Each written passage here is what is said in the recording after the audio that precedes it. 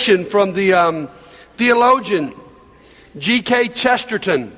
He said this: Jesus promised his disciples they would be absurdly happy, completely fearless, and in constant trouble.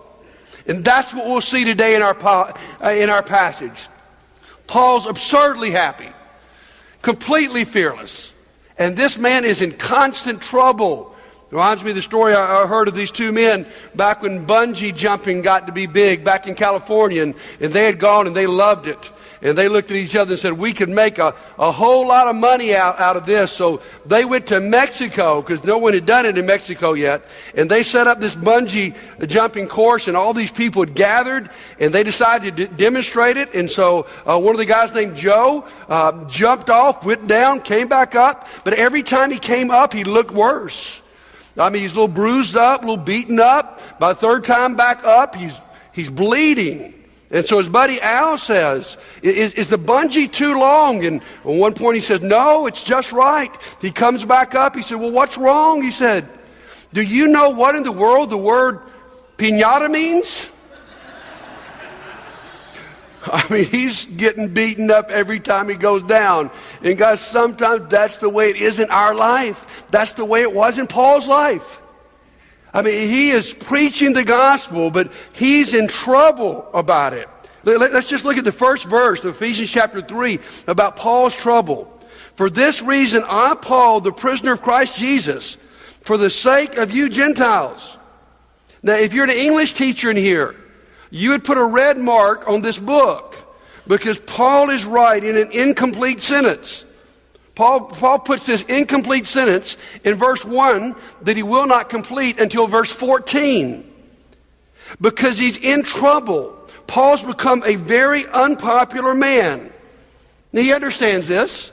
He wasn't very pleased when Christianity started himself. He persecuted, even killed people that were part of what he thought then was simply a new, offbeat Jewish sect. Now, though, he's preaching it not just to Jewish people, it's to Gentiles, and people who were like he used to be were not happy at all, and they're after him. In fact, they hated him. They hated him because he's breaking down racial barriers that a lot of people didn't want to see come down. We understand that. We celebrate this month the 50th anniversary of the march from Selma to Montgomery.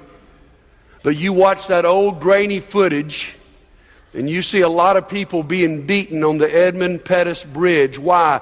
Because we didn't want the racial barriers to come down. And what happened there is even more radical what's going on with Paul and Jews and Gentiles. And people are not happy about it. And especially to someone like Paul, who appears to be a turncoat. I mean, here's the Pharisee of Pharisee who's now leading the charge to accept the Gentiles into the church. And people are going berserk about it. We do that, don't we? You go downtown Montgomery to the Greyhound bus station, where the Freedom Riders rode about 50 years ago, and they got off that bus, and the police protection in Montgomery fell to the background, and those people were beaten. But you know the riders that were beaten the most savagely? If you go down there and read the history, it was the white riders, because they were looked at as turncoats to their own race. And that's the way Paul's being looked at.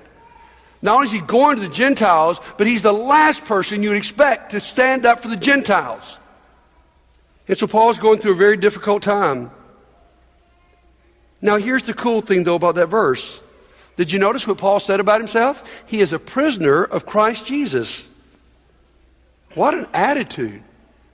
He didn't say here, I'm a prisoner of Nero, I'm a prisoner of Rome. He didn't even say, I'm in prison because of these Jewish leaders that are upset with me. Oh, no. He's a prisoner for Jesus. He bears in his body the marks of Jesus. He's not ashamed of it. Now, how can he have this kind of attitude in the midst of such suffering? His life's been interrupted, his preaching schedule's been thrown out the window, and now he's spent years chained to a Roman guard. How can he do it? I love what Viktor Frankl said. He's a Jewish man who endured the concentration camps of Auschwitz and lived. Here's what he said. We can endure any what as long as we have a why. You catch that? We can endure any what in life as long as we have a why. And that's what sidetracks Paul in Ephesians 3. He gets sidetracked. He does this, unfinished sentence because he wants to explain the why. Go with me now to verse 2, Paul's why. Surely you've heard about the administration of God's grace that was given to me for you. That is the mystery made known to me by revelation, as I have already written briefly. In reading this, then, you will be able to understand my insight into the mystery of Christ, which was made known to people in other generations, as it's been not been made known to people in other generations, as it's been made known and been revealed by the Spirit to God's holy apostles and prophets. This mystery is that through the gospel, the Gentiles are heirs together with Israel, members together in one body, and shares together in the promise of Christ. Paul says the why is, I've been given this revelation of the mystery. God has let me in on this incredible mystery. Now, the key word in the passage we just read is the word mystery. It shows up 3 times. Now, Paul's idea of mystery is much different than ours. When we think of mystery, we think of something that's sort of baffling or unsolvable. Today, you might watch the news and hear of the mystery of Malaysian Flight 370. You know, that flight that just a little over a year ago disappeared in the Pacific Ocean. It's a mystery. We can't figure out what happened to it. Now, mystery in the Bible, it's different. In fact, let me give you a definition of the word mystery. It's the sacred secret that Jews and Gentiles are equal. That's what he defines as the mystery. It was a secret that now has been revealed. Paul has been blessed with the ability to share it. And what does he say there? He says some pretty strong things. The Gentiles are now heirs together. They are members together. Paul makes up a word there, never been used before, the word members of a body. They are members together. They are shares together the promise. No one had expected this. That's why it was a mystery. That's why it was a sacred secret. Now, if you read your Bible, in retrospect, you will see that there were lots of hints dropped, Old Testament, certainly in the ministry of Jesus, but for some reason, nobody picked up on any of those hints. None of those clues stood out to anybody. That there would come a day when there was absolutely no difference in God's eyes between Jews and Gentiles. They just couldn't fathom it. Much like people in the South and across our country and even across the world today can't fathom absolutely no differences between races. Now, Paul's saying, the reason I can endure this is that I've been given the privilege to know this secret and to share it. I'm able to tell people something they've never heard before. Some of us were blessed when the Iron Curtain came down to be able to go to the former Soviet Union and preach.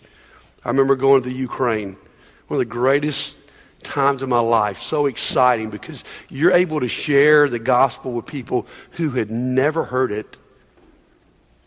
And when you see that light bulb come on, I'll never forget an old Ukrainian coal miner that we baptized. He was a big, broad-shouldered guy, and he'd heard the gospel. He just turned on to it. An older man in our group, and a man named Lewis Ross, was to baptize him. All we had was a small tub in our hotel room to baptize him in. And so this guy was way too big. For some reason, he wanted to get baptized completely naked. I don't know what that was about. But we got this big old Ukrainian coal miner, and we got this old American guy trying to push him under the water. Thank you so much. Is this not a good man here? Yes. Y'all should clap, but that's all right. But anyway, you got this big old Ukrainian coal miner getting pushed down, and this old American guy, and to Lewis, it was really important he got all the way under the water. And so he goes across the water and starts sloshing it over his body. I said some people immerse, some people sprinkle, some pour, we slosh. But it was amazing, and to hear that guy's joy, a man who'd never really heard the gospel. And Paul says, I can endure imprisonment, I can endure persecution, I can endure my name looking like mud, because I get to tell this mystery. Now keep reading. What else is the why behind this? Look at verse 7.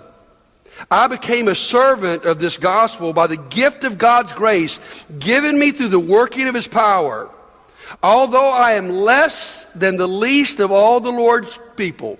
You want a literal translation there? I am the leastest of God's people. Paul said, I'm the most undeserving. Here's the one that persecuted and killed Christians, and I'm getting to tell this story. What's he say?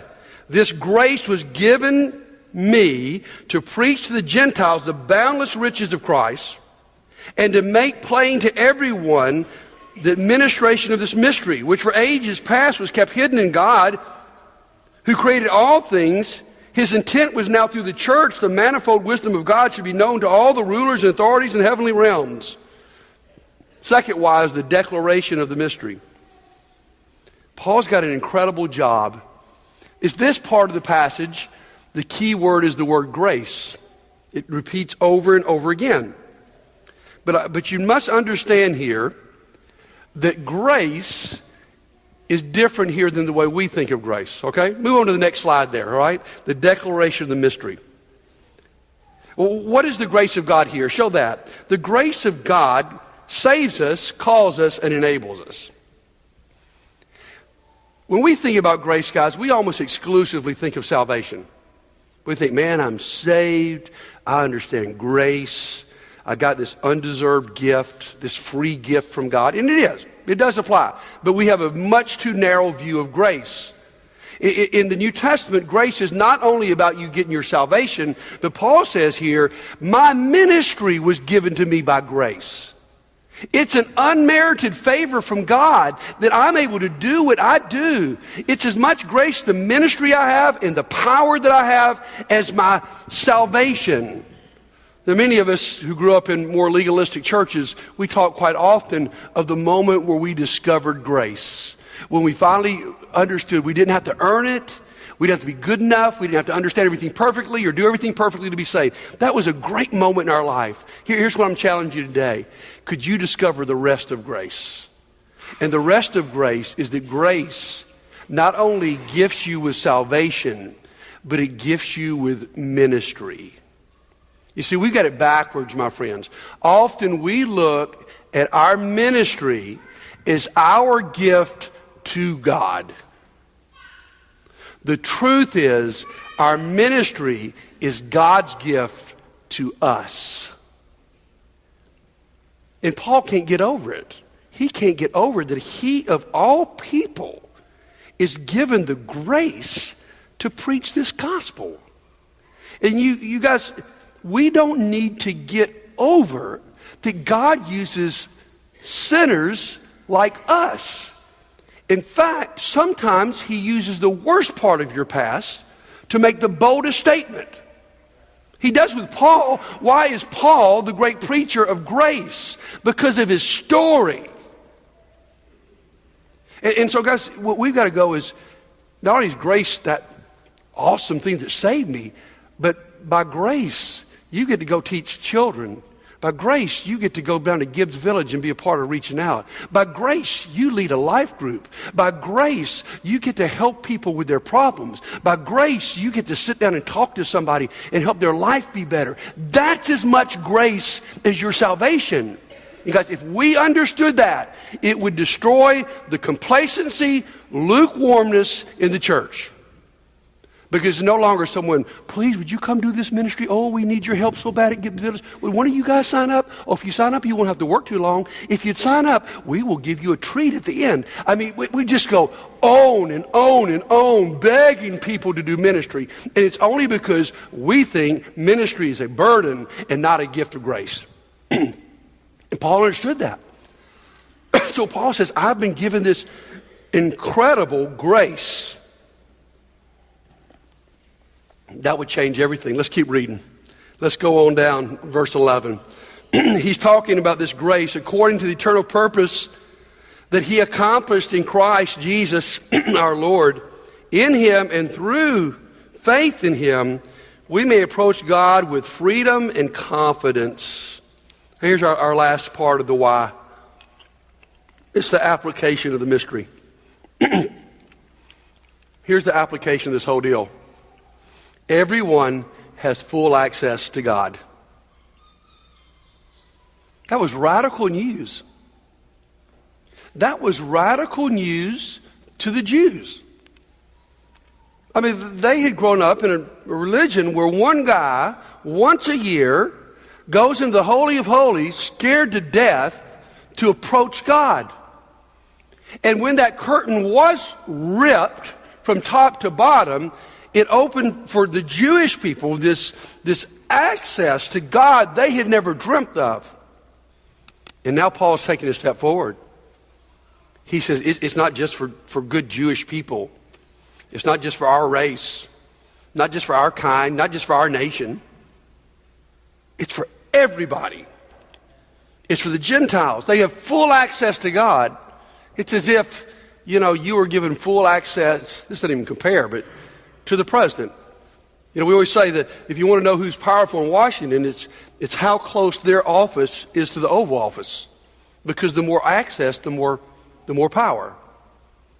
And how about if you were in a position where the president said to you, you can walk in my office any time of the day. You got some input, you don't like what I'm doing, you got a suggestion, you just want to come visit, I don't care what's going on, you got full access. One of the most beautiful pictures in our country of history of that was the access that John F. Kennedy gave his little boy John. That if you read the history and you see some of those pictures from this little bitty kid had been given full access to the Oval Office. And even the president might be meeting with some important foreign dignitary. You might could look and there are pictures of John playing under the desk. That's us and God. No matter what's going on, we can always play under the desk. We can always talk to God. We've got full access. He says there that we have freedom to approach God. Hebrews chapter 4 says, because Jesus Christ has been through everything that we've been through, we now can come before him with confidence and boldness, knowing that he will give us grace in our time of need. He's going to give you mercy. You don't have to be scared of going in the presence of God. You don't have to be intimidated to talk to him because of what Jesus has done. The gospel says everybody. It's not just for a few people, it's for everyone. Is to go in the presence of God with great boldness and confidence and actually with great comfort. So let Paul conclude his side note. Verse 13, I ask you therefore not to be discouraged because of my suffering for you,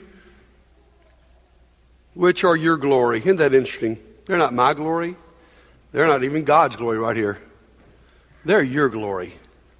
I gladly suffer for your honor. And so Paul has to write them. They're all worried about Paul because he's suffering. And so Paul has to write them, I don't want you guys to get all discouraged.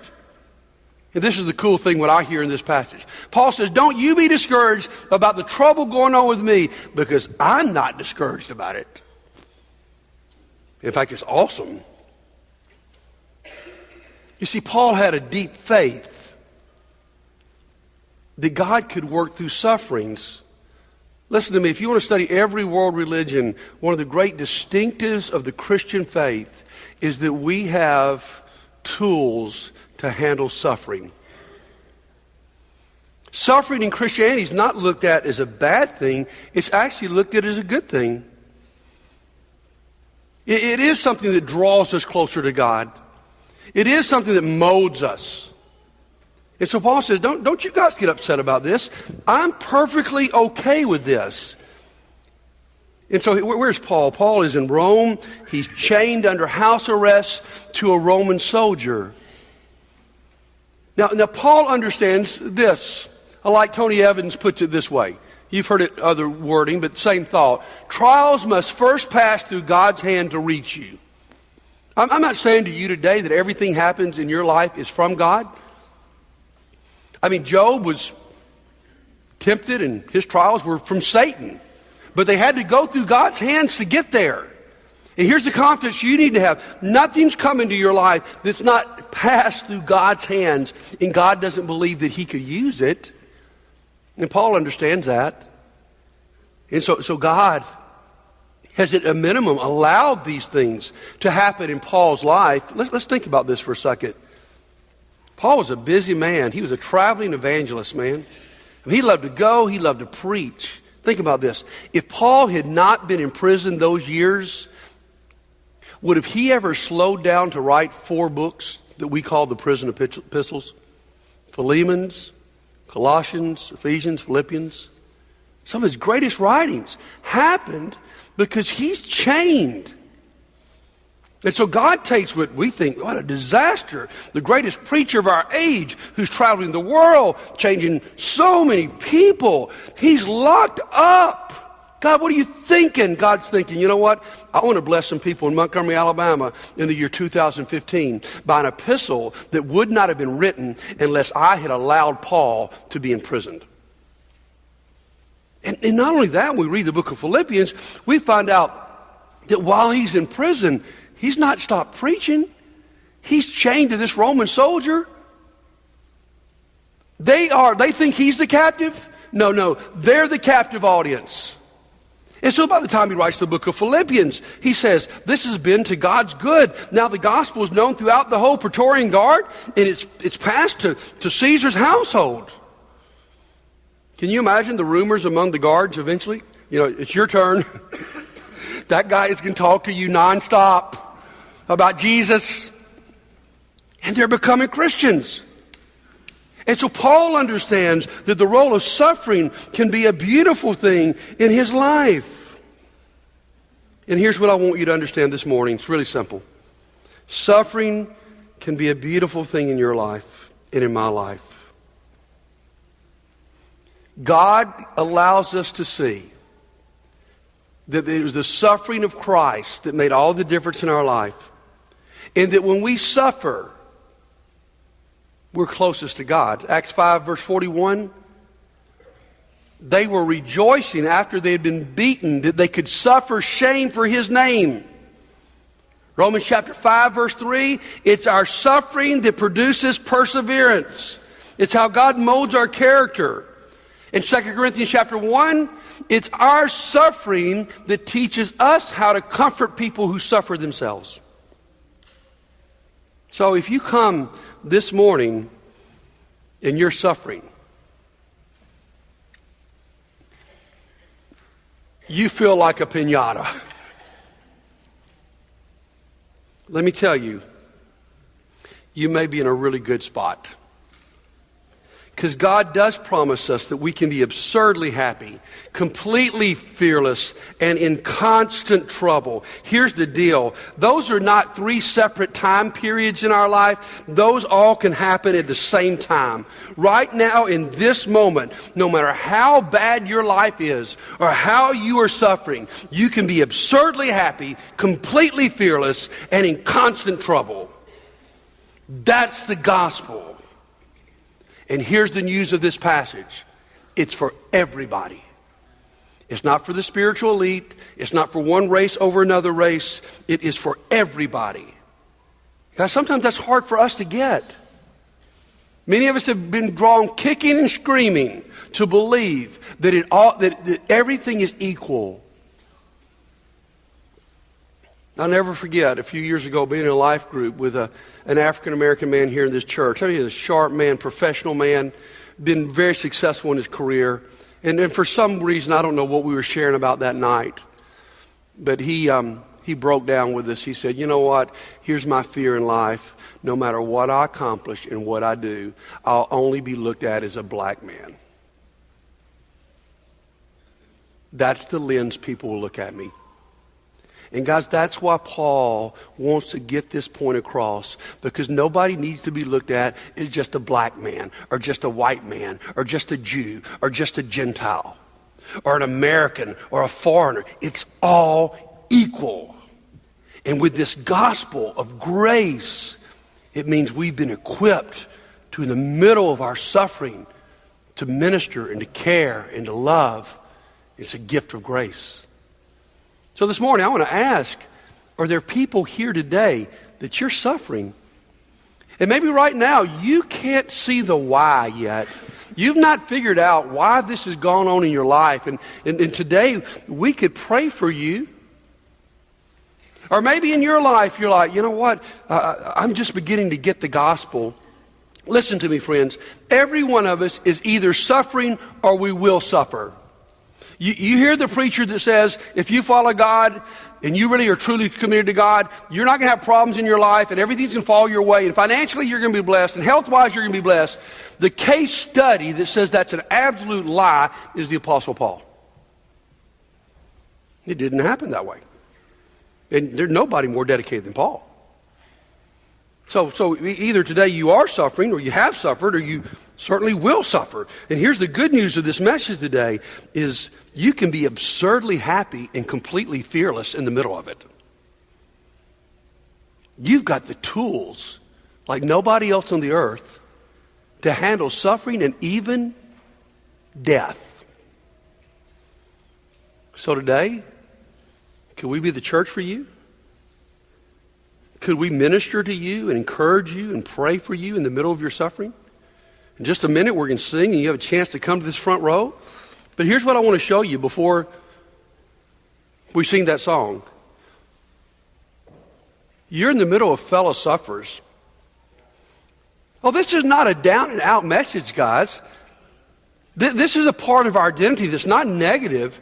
Probably need to add another word. I am a victorious sufferer. Let me just ask some people to stand up, okay? Anybody in here ever suffered relationally? You felt rejected by someone? Maybe you went through a divorce or a friendship that went sour. And would you just stand up? If you suffered through that kind of hurt.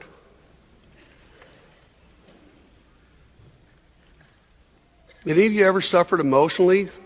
Maybe through anxiety or through depression?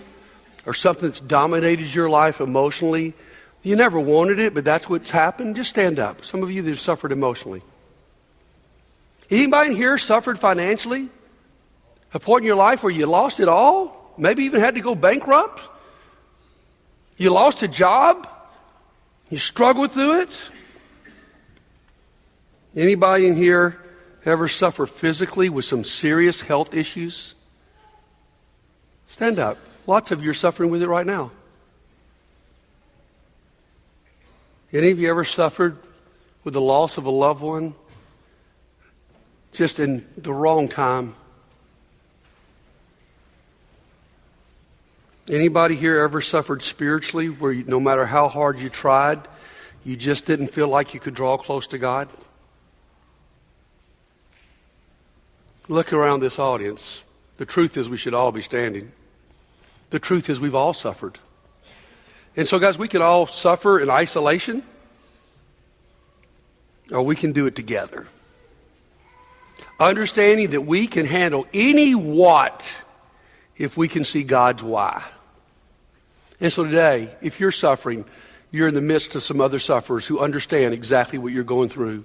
Who, if you want to come today, we will not only pray for you, but we will surround you. And here's the cool thing. You will meet someone today in this church who's suffering in the same way that you've suffered. So if you need to come today, why don't you come while we stand and sing?